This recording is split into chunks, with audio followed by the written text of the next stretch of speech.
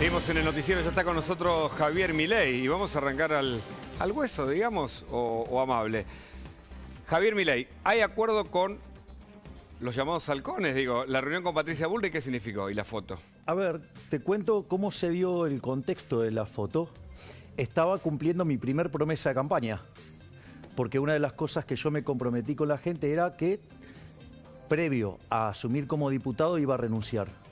Yo, obviamente, que renuncié a mi trabajo formal anterior y obviamente te imaginarás que tenés que arreglar cuestiones de la obra social, tenés que arreglar cuestiones de que tiene que ver, por ejemplo, con el paso de la línea telefónica. O un detalle no menor, dentro de mi oficina debe haber cerca de 400 libros y me tengo que llevar los libros, entre otras cosas. Entonces yo estaba en la zona de Palermo donde yo trabajaba, estaba saliendo por la puerta, digamos, que yo salía siempre de la oficina. Ahí vemos la foto, ¿no? Me fui a tomar algo a un lugar sobre la calle Gorriti, a mitad de cuadra. Sí, me fui a tomar café frío y como después mi hermana se tenía que hacer el templado del teléfono, nos fuimos a donde está enfrente de un canal de la competencia, o sea, América concretamente, y me encontré con Gerardo Milman. Y mi hermana se fue al negocio enfrente, y cuando estaba hablando con Milman, salía de América Patricia Bullrich. Así es que estábamos ahí entonces nos pusimos a tomar algo y a hablar. ¿Y entonces? Bueno, digo, claramente... ¿Viene un acuerdo? Porque todos se preguntan. Yo nunca... A ver, yo siempre No, salvo que te llevas bien, pero de ahí al acuerdo político. Tengo un excelente vínculo con la señora Bullrich, con quien además tengo un profundo respeto, y además, o sea, es uno de los pocos políticos que jamás me mintieron. Digo, o sea, eso para mí tiene un valor enorme, y en ese contexto... A ver, el proyecto, digamos, o sea, de lo que tiene que ver con la reducción del IVA y lo que tiene que ver con ir contra el Código Aduanero en sus artículos 755 y 756, estamos todos de acuerdo. O sea, y tiene que ver también con mis promesas de campañas de ir contra los impuestos.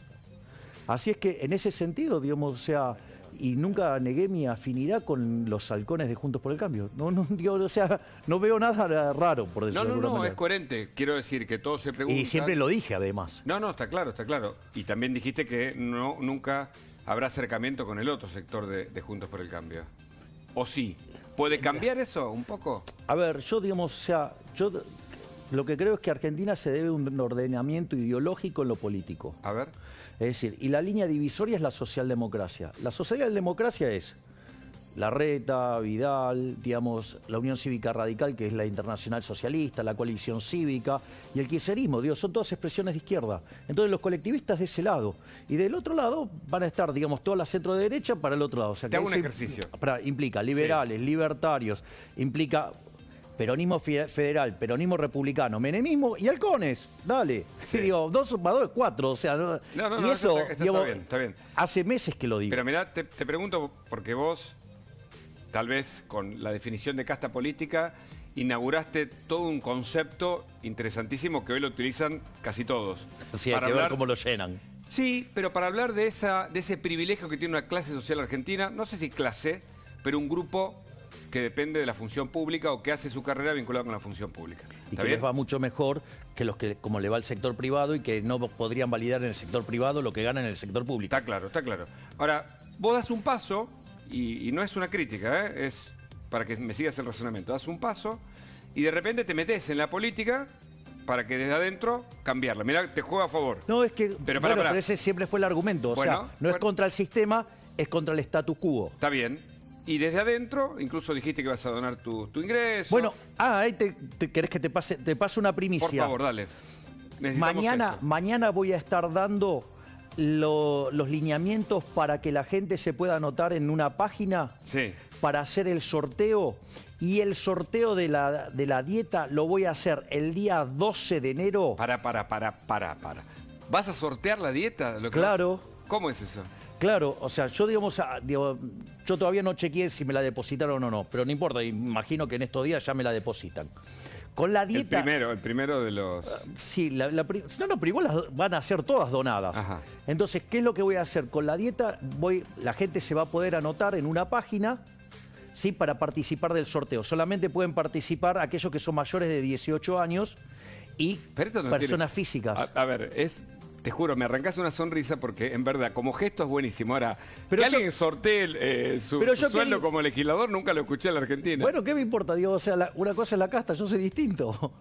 No, Pero y- ¿por qué el sorteo en una donación a un ente? A una ONG, qué Está sé bueno yo, el punto. a una fundación. A ver, vamos por punto. A ver, yo en la vida real soy un minarquista, ¿sí? Sí. Pero filosóficamente soy anarcocapitalista. Sí. ¿Sí? Y para mí, o sea, si yo lo estuviera donando, ¿qué estaría haciendo? Estaría haciendo caridad con el dinero ajeno. O sea, eso va en contra de mi postulado filosófico. Sí. Por lo tanto, o sea, no podría hacerlo así. Entonces, ¿cuál es la forma más, digamos, o sea, ecuánime, por decirlo? Sortearlo. Entonces, vos querés, te podés anotar, vos podés, o sea, y No, si salís no, de elegido, ningún digo, modo, o sea. de ningún modo, pero no, todos pueden no, participar. Todos. Pará, y si se participa un político y se gana el político, Cuestión de él. pero viste que es complicado, ¿no? Desde el punto de vista Yo no de tengo. los principios. Bueno, está bien. Un político se anota. Bueno, digo, problema de él si se anota. O sea, después, digo, la gente. no hay exclusiones, no hay. No, hay un la código. exclusión es que sean mayores de edad, porque implica un sorteo. Sí. O sea. ¿Y lo lúdico no hay ruido ahí en el juego? ¿El sorteo como juego? No, porque es una forma de asignar. Sí, es el azar. Claro, que lo determine el azar. Yo El no voy azar. a, yo no Bueno. voy a poner el dedo. Entonces, Igual nos das un título, mira, ya está en el graf, ¿eh? bueno, Interesante. por eso, mañana yo estoy publicando, porque te imaginarás Sí. que esto, digamos, hubo que Sí. construir una cosa en términos de sistemas Sí. para que, digamos, vos puedas hacer la base para poder contarla, ¿sí? Y para que lleguen los mensajes a aquellos que se Ah, claro. anoten. Y después nosotros con un escribano y con generación de números aleatorios, el número que salga es el que gana. Está muy bien. Willy Laborda tiene preguntas Sí, y tenemos obvio. muchos temas para hablar. Pero quiero terminar con el razonamiento.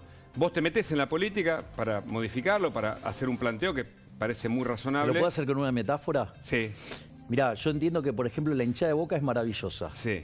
Pero ¿sabés qué? Poné la pelota en la mitad de la cancha y que se ponga a gritar toda la bombonera a ver si se mueve la pelota. Está bien. Digo, Bueno. los goles lo hace Messi, los Está goles bien, los está bien. hacía Palermo. Pero vos fíjate esto, vos te metes en la política y de algún modo y dialogás con un sector de la política.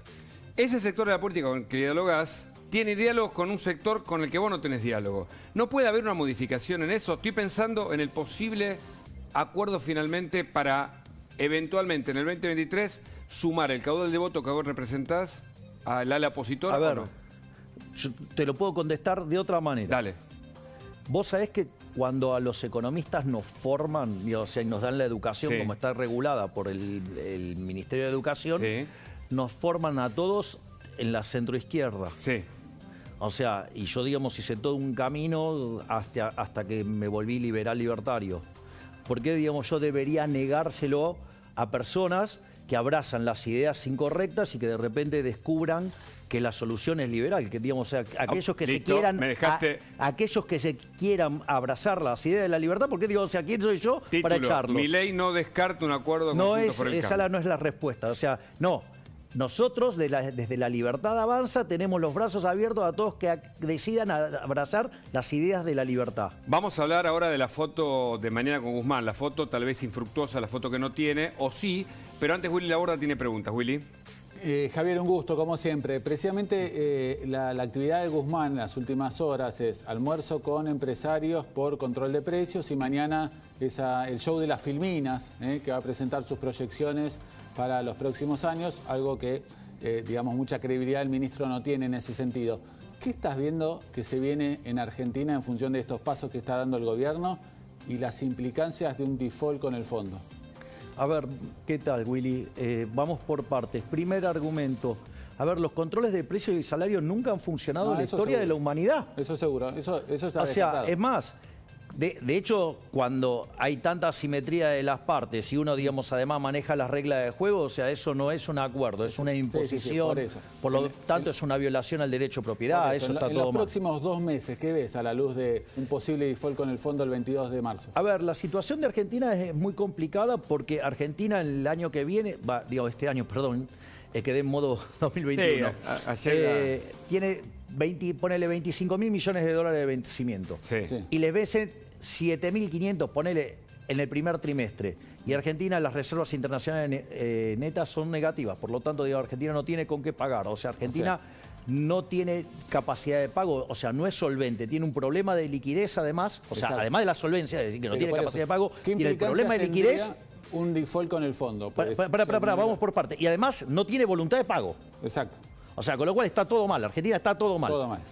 ¿Cuál es el problema de la situación con el Fondo Monetario Internacional? La estrategia argentina es jugar el problema del deudor significativo. Esto es, Sí. como Argentina tiene un tercio de la cartera y el 50% de los desembolsos, si Argentina defaultea, lo puede quebrar el fondo. No, no es así. Bueno, vamos por parte. No, bueno, si hace el write-off, quebró. Pero No, digamos, no, o sea, no, no. a ver, pero vamos a la otra parte, Willy. Otra cosa que puede hacer el Fondo Monetario, digamos, es que los países lo capitalicen. Y si lo capitalizan, Argentina deja de tener esa carta de negociación y por lo tanto la situación se le complica mucho más. Y no solo eso, sino que además el responsable para el hemisferio occidental en este momento es un brasilero que era parte, digamos, del Banco Central de Brasil y Exacto. era del ala ortodoxa, con lo cual la Exacto. situación de Argentina no es complicada, es está complicadísima. Y me parece que Guzmán está, digamos, jugando a los pistoleros y él tiene una pistola de cebita. Ah. ¿Te respondió, Willy? Sí, conclusión, vamos a ir a default con el fondo. Es altamente probable que Argentina no le pueda pagar al fondo, o sea, digamos, pero eso es una decisión política. Pueden decidir manotearle los encajes a los bancos, es decir, que son... ¿Eso qué significa la práctica? Digo, es la plata de los depósitos en dólares de los argentinos, o sea, y pueden usar esa plata que la ¿Es tienen legal ahí. eso? Sí, de hecho, digamos, varios lo han hecho, así que, digamos, ahora...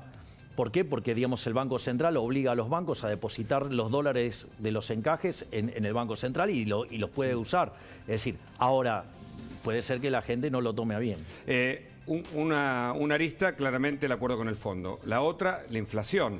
La otra arista que demuestra que en diciembre, más cerca del 4, del 3,5, ¿a dónde puede terminar, Javier?